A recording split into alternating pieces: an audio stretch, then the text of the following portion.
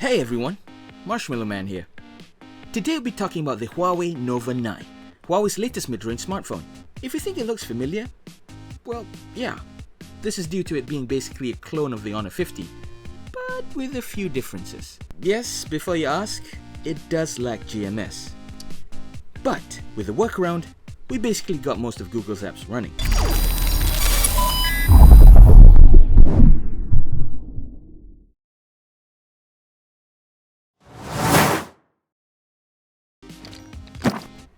Now let's start with the specifications. The Nova 9 uses a Snapdragon 778G 4G chipset. Nope, you did not read that wrong. It's 4G, not 5G. This is due to the sanctions the American government imposed on Huawei, where Huawei's phones are basically off limits to 5G chipsets. Hence, all of Huawei's phones will be at this point limited to just 4G. If later on the sanctions were to be loosened, we will most likely see 5G phones from Huawei. But for now, this is it. Other specifications include 8GB of RAM, 256GB of storage, EMUI 12, Wi-Fi AX, Bluetooth 5, USB Type-C, dual nano SIM slot, a 4300 mAh battery, and 66W supercharge.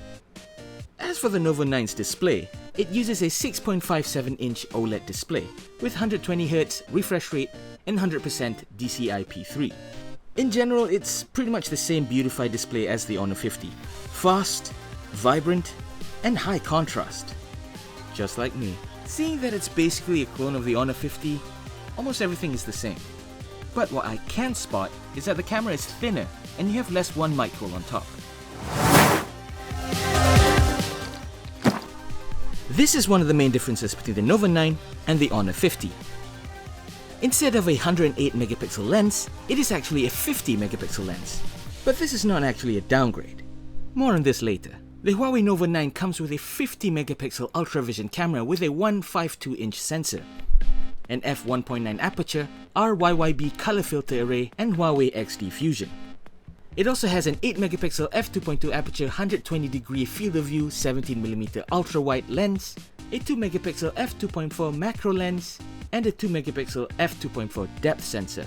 So about this 50 megapixel lens and why I would say it is unlikely to be a downgrade, let's have our main man Vincent Chan talk about it. Sure, Marshmallow Man. If I may, I would also like to add that some of the best smartphone camera sensors are actually the 50 megapixel ones instead of the 108 megapixel ones. While there has always been the confusion that higher resolution means better images, you might have noticed that some of the most premium flagships use 50 megapixel sensors. Why? Well, with most of the premium 50 megapixel sensors, like the one in the Huawei Nova 9, you get larger pixels. Larger pixels are able to capture more light, which means more data and more details in your images. A common analogy is to think of the pixels on a camera sensor as buckets. The larger the bucket, the more water, or in this case, light, you're able to capture. Not to mention that the Huawei Nova 9's 50 megapixel ultra vision sensor uses a RYYB color filter, which promises to improve light sensitivity by 40%, which is a pretty big deal. This much better light capturing ability will allow you to drop the ISO for cleaner shots or increase the shutter speed to freeze motion.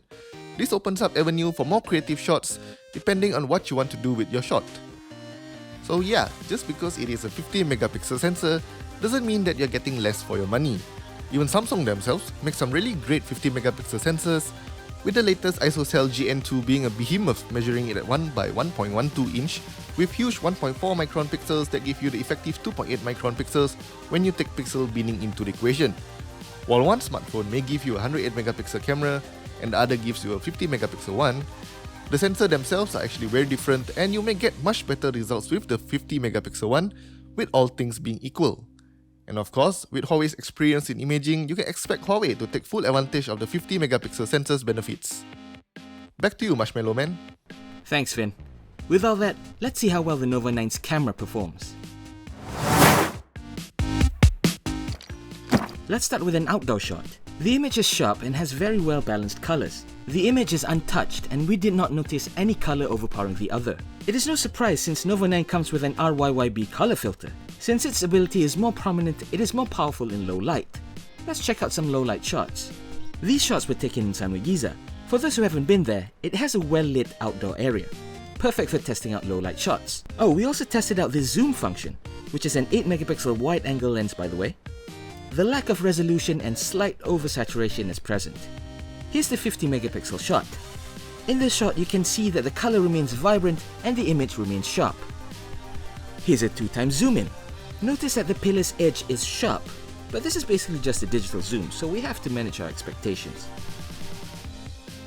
Here's a 10x zoom. These shots won't be winning any awards. Let's try another shot. These shots here are taken near Bangsa Village Mall. Here's a wide angle. Here's a normal shot.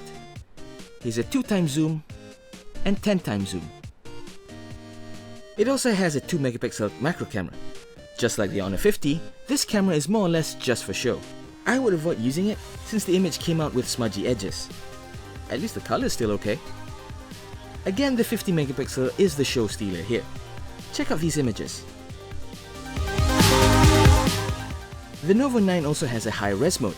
Guess which image is shot by the high-res mode? If you guess right, you're, well, right. Let's zoom in 100% to see the difference. The full zoom in high-res mode still retains most of its details. Pretty neat and useful for those who take their photo shooting seriously. If you enjoyed the video so far, please consider liking this video. It will mean a lot to us. The Nova 9 is capable of shooting 4K video with EIS enabled. While the colors are well recreated here, it is quite visible that the data rate is having a hard time to catch up. Notice the shadow in this background. It is degraded. This is likely because, while recording, the Nova 9 does not have enough horsepower to handle the bitrate. Checking back the video, this video has 38 megabits per second worth of data, while the recommended bitrate to have for 4K video is at least 44 megabits per second. Say megabits per second 2 times faster. Megabits per second.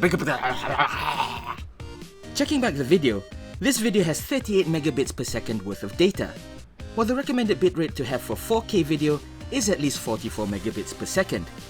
But when you move to an area with lesser dynamics, it turns out just okay. Just don't zoom in. The EIS of Nova 9 is implemented properly. There's less of a wobbling effect, but if you have a lot of movement, it feels like we're walking drunk.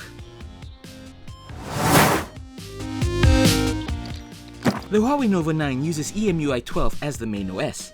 As we all know by now, the EMUI OS is laced with layers of Harmony OS in there. While still remaining snappy, we already confirmed that Harmony OS 2.0 will be coming soon. Yes, we're still on HMS here, but fear not. In a moment, we will show you how to use GMS exclusive apps on the Nova 9. EMUI's, well, UI is very similar at this point with the Harmony OS. Things like App Gallery and other Huawei components are all available at this point. We made a separate video about the gaming capacity of the Nova 9, and what we can say is that you will not face any lags or stuttering issues with the Nova 9 even if you crank the settings up.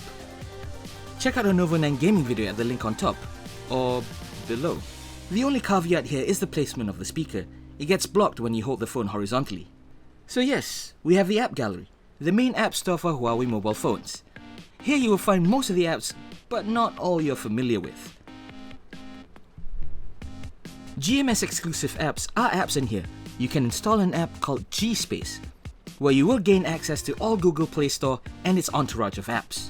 G-Space functions as a sandbox mode, where the GMS apps runs on top of it. Yes, there's ads in between, but none last. It is the simplest and most viable GMS option I have experienced so far. Let's run some Google apps on it.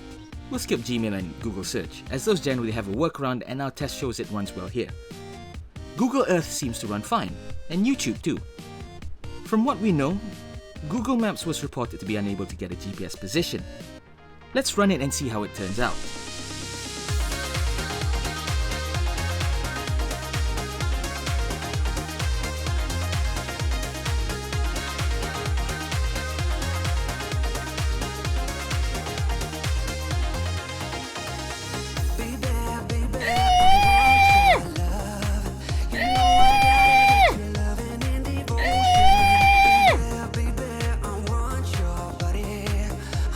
let's not forget the multi-screen collaboration and Huawei share that is exclusive to Huawei phones and its PC systems. It is very much present with the Huawei Nova 9, and it is among my favorite tools to use as a companion app for It is very much present with the Huawei Nova 9, and it is among my favorite tools to use as a companion app for MateBooks.